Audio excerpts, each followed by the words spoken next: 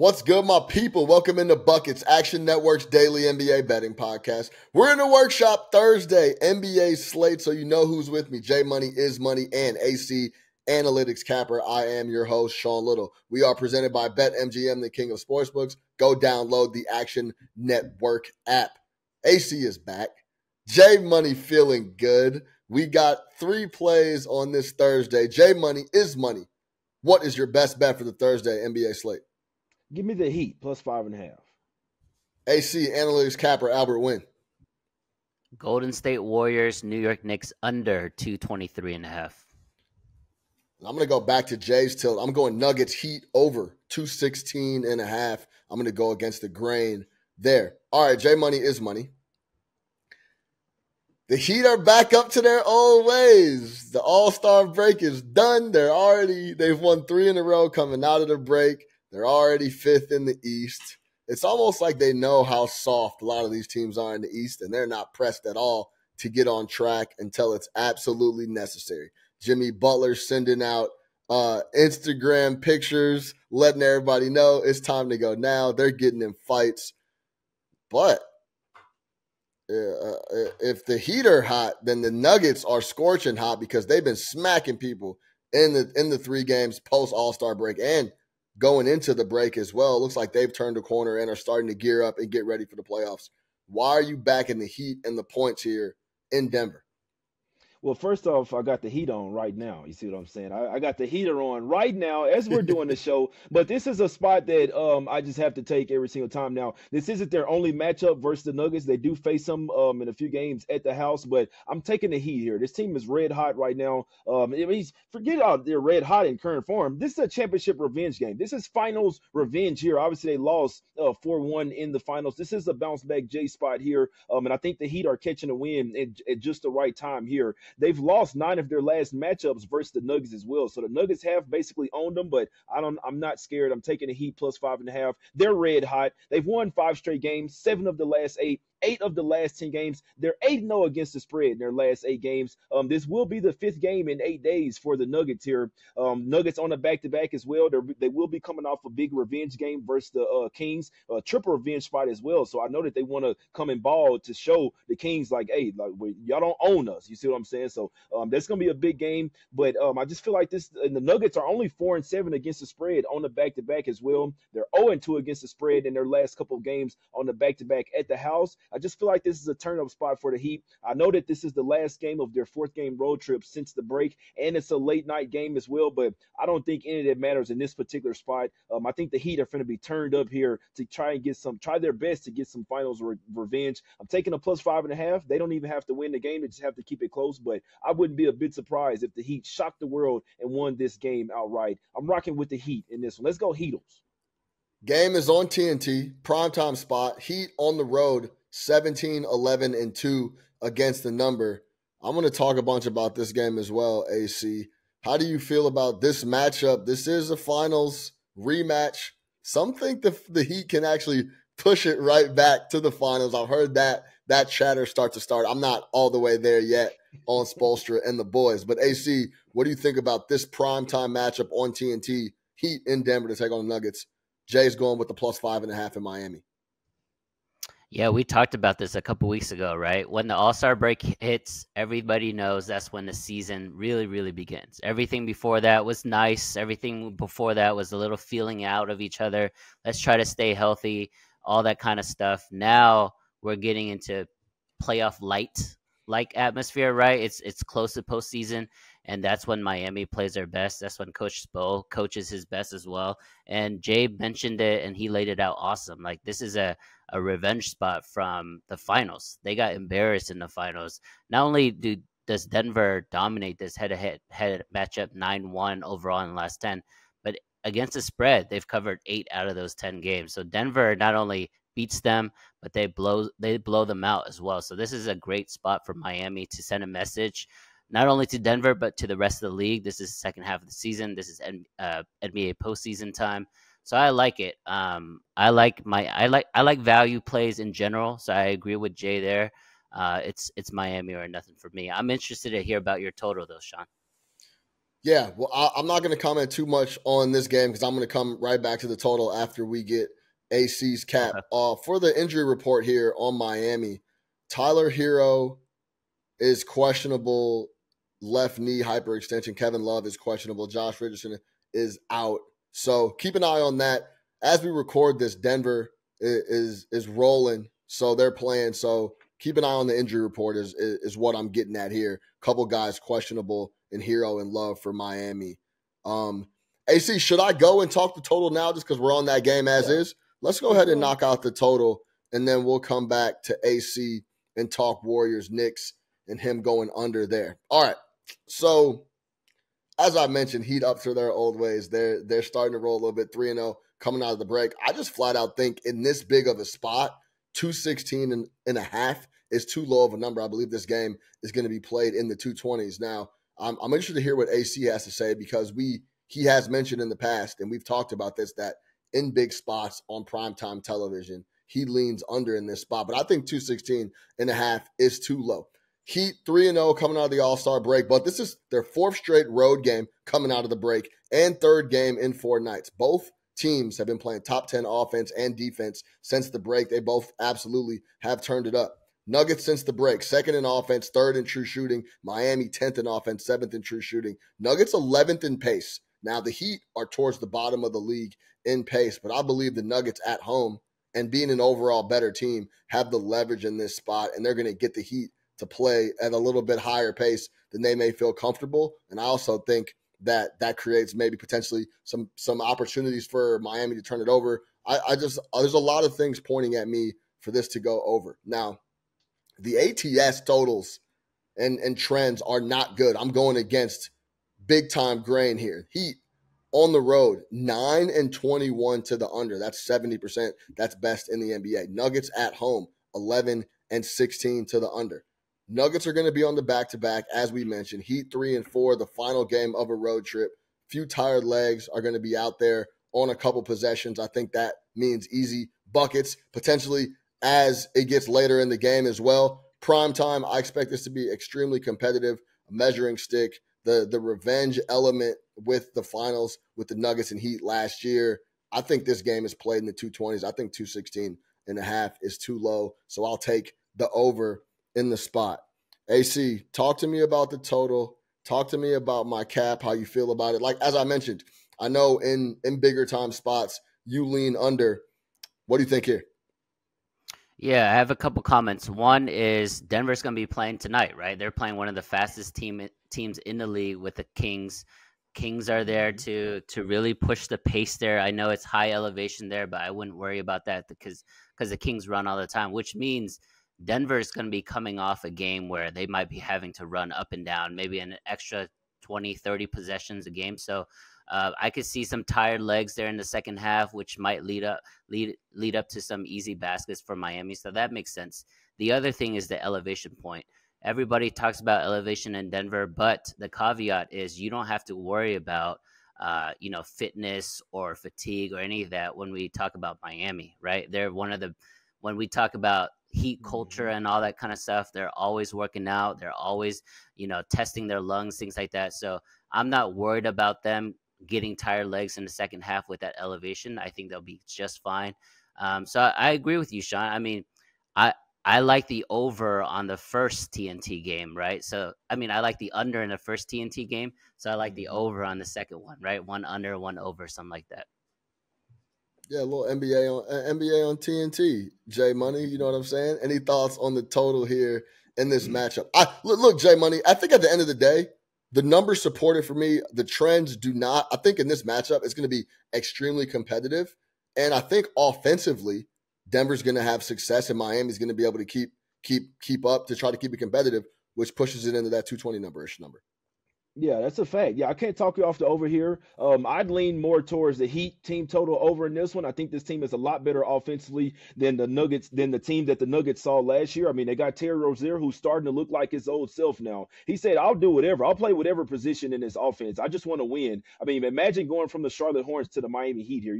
I know Terry Rozier was very glad to be over there with the Heat, and they added LeLon Wright off the bench as well. I really feel like the Heat team made some key upgrades over the season. They're a lot better offensive team. Now they're going to bring the defense here. I would probably wait to play the total just to make sure that the Nuggets aren't resting anybody. I talked to Matt, and he was kind of saying that these guys might start resting a few guys down the stretch. So that's the only thing that I would just worry about here. But to be perfectly honest, like I didn't really look into the total. I just need the Heat to cover this fucking game. But I can't talk you off the over here. Yeah, I'm thinking like 115, 110 type of ball game. Push it over, push it. That's where I see this game falling at. All right, AC, analytics capper, the father of three. He's been in the grinder, but he had to come join the boys and talk some hoops. Talk to me about this Knicks Warriors total. You're going with the under. Knicks have been struggling to cover any numbers as of late. We know they're dealing with a bunch of injuries. Yeah, so this is interesting for me because this is a completely different team the Warriors are from the beginning of the season. The one thing is Draymond Green is back, which means their defense organically or naturally is going to be better. Communication, switching, all of that. And the second thing is Kuminga is a completely different player from what we saw a couple months ago. And if he's on the floor, he's just so athletic at the wing position that it's so hard to go, score against them. So you have two really good defenders there. Wiggins is a plus defender as well. So I think the Warriors, what we see right now towards the end of February, is completely different from the team we saw in January and December. They are, to me, a defensive-minded team. And that, to me, was how they won championships. They were an elite defense. And then you look on the other side. This is like Coach Thibs' team like from 2 years ago, right? They have one star and a bunch of role players. And the way he played back then was slow it down, grind it out, play physical. And I think he knows that's the only way that this Knicks team without Randall and without OG can really compete with everyone else. So they got to slow it down and just make it really ugly. So I like the under in this game. And it fits with your over because when it comes to primetime games, I do tend to like that, right? One under, one over, or one favorite, one dog, something like that. So, I like the under here the more I talk about it. Yeah, Jalen Brunson questionable as well. He did not go in the game against New Orleans, and they flat out. If Jalen Brunson's not on the floor, you can forget about them doing anything.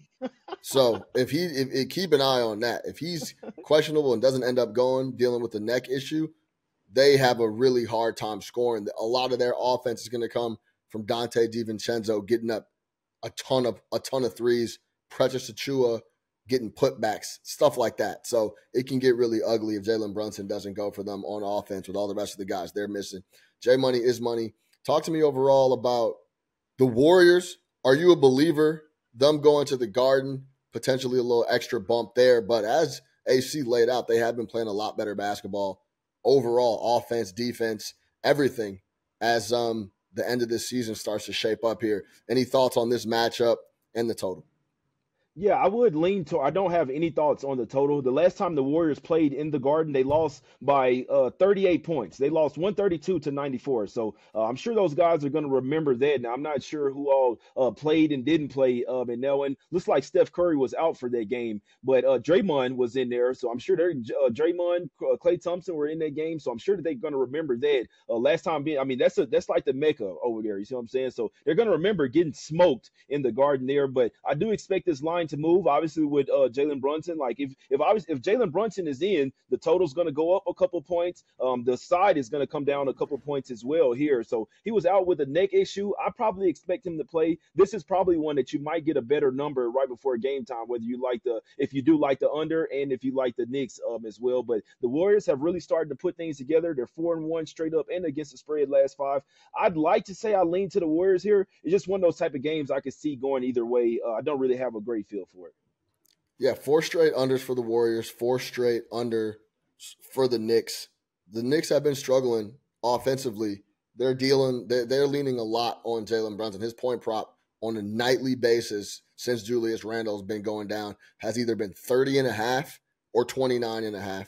It's all the way up to 31.5 here against the Warriors. So keep an eye on that injury report. If he doesn't go, I would very much suggest you look at the Warriors -3 and under team total, Knicks total, all that, because he is that important to the Knicks offensively and just overall the team. Jay and AC, I want your thoughts on this. I was actually talking to Wally Zerbiak in the green room and Alan Hahn, and I think Jalen Brunson is rocking I should ask Jalen next time I see him, the short braids, because when he goes to the rack and he starts throwing his head back on the contact, it looks a lot more. It looks a lot crazier because the hair is moving around all over the place. It's almost like an extra incentive. It's like when you see the like Shakira dancing and she got the little skirt with the things that move on it, so it looked like the booty moving a little more. That's what Jalen Brunson's doing when he starts to move his head. Those braids start to spin around and he gets a couple more calls. Am I tripping? Am I reaching? Any thoughts on that, AC? My first thought is you have to ask Jalen next time you see him, because that's crazy. Yeah, that's crazy. No, I think he likes it short like that, man, and I like how he's rocking it. Yes, he might be trying to play for fouls and stuff, but Jalen Brunson is solid, guys. Like, he is so good, so underrated. The fact that he's in New York, and I think he's still underrated from a national perspective, is huge. Like, I think anywhere else, people wouldn't even see how good he is. So, I mean, props to Jalen, how hard he works. Jalen Brunson has the best footwork in the NBA. He's the best player off 2 feet in the NBA, period, point blank. I have a lot to say. Go ahead, talk to me. If these players are so good, why do they have to try and bait fouls? I don't understand it. It's something that really bothers me in the NBA. I'm a basketball player. Obviously, when you're playing at the rec center or playing at the on street ball and there's no refs out there, there's no fouls. Like, I'm a fan of real basketball here, man. And I like the fact that these guys are going to start, that the league is going to start to possibly look towards making it at least a little bit more of a defensive game. I just really hate the fact that you can jump into a defensive player. They literally can just stand there with their hands up. You jump into their body, throw your body back and flop, and then they call a foul on a defensive player. I really don't understand it, and I really don't respect some of these players that are good players that have to bait the foul. So I didn't want to get on this rant, Sean, but you asked, and we know that Jalen Brunson is a great player. So why do you have to bait the fouls and try to get to the free throw line? So that's something that I feel very strongly about. I feel very strongly about this, Sean. Sean, before you go. He flops a lot of times just to get the foul call. When you're a bucket and you can't be stopped one-on-one, I feel like when you're like that, and I say the same thing about any players, it's not just Jalen Brunson, anybody in the NBA, if you're that good as a one-on-one player, you don't need to bait fouls. Jimmy Butler does the same thing. Steph Curry tries to kick his leg out for threes, all these type of things. These are great players. They can score the ball regardless. You do not need to be out there baiting foul calls to the refs. I cannot stand it. It really makes my skin So Jay, do you blame more the players or how they're officiated? Well, it's both of them. I mean, they're smart. Now, I'll say it. They're smart because they realize that they can bait the refs into making that foul call. And they kind of just realize they're like, oh, okay, the refs are going to call it. So let me do it. Let me get the foul. I mean, Joel Embiid is one of the best at it. He scores most of his points from the free throw line, guys. But it's just something me as a true basketball player, as an old head basketball player, it's something that I really feel strongly against. And I do think that they need to make a change into it. You can't be throwing your body into the defensive player and then flopping, and then they get mad when they don't get the foul call. Just I'll leave it there, my guys. I feel really strongly about it. You know what I'm saying, Jay Money, you call it baiting. Some people may call it drawing a foul. You know what I'm saying? Some people may call it smart basketball. Hey, I'll say this, man. I'm around Jalen Brunson all the time because I'm at the Garden all the time. He's listed at 6'2". Boy, man's is 6 feet tall, dog. 6'6" in a nibble with the Nikes on, with the Kobe's on. So he got to do anything he has to do to get to the line and do what he does. But yeah, you call it baiting. Jalen Brunson would call it drawing. He'd call it smart basketball. But yes, I mean, this is a thing going on across the league now. Everything is geared for offense to have the advantage. The carrying rule doesn't exist anymore. That's not even a thing. Guys carry every single time they dribble the rock. Then you can start talking about moving screens. It's a lot of different stuff in favor of the offense, and I think that's why you see the explosion of offensive numbers. And I'll close it on this. The books are trying to adjust to all this offense, and they maybe have gotten out of touch a little bit. Evan Abrams, our guy at Action Network, since January 1st, unders are 227, 161, and 3. That's 59%. Since the All-Star break, 38, 12, and 1 to the under. That is 76%. To recap, J Money is on the Miami Heat plus 5.5. AC, the analytics capper, is on the Warriors, Knicks, under 223.5. I am on the Nuggets Heat over 216.5. If you're not watching the video, J Money is so furious. He's fired up. This is why you gotta go to YouTube and make sure you subscribe and watch the show via the video, because J Money is hot right now talking about flopping in the NBA. For J Money is Money, for AC, the analytics capper, I am your host, Sean Little. We are presented by BetMGM, the king of sportsbooks. Don't forget it. Go download the Action Network app. Good luck. Let's cash some tickets, and we'll see y'all tomorrow on the Buckets Podcast.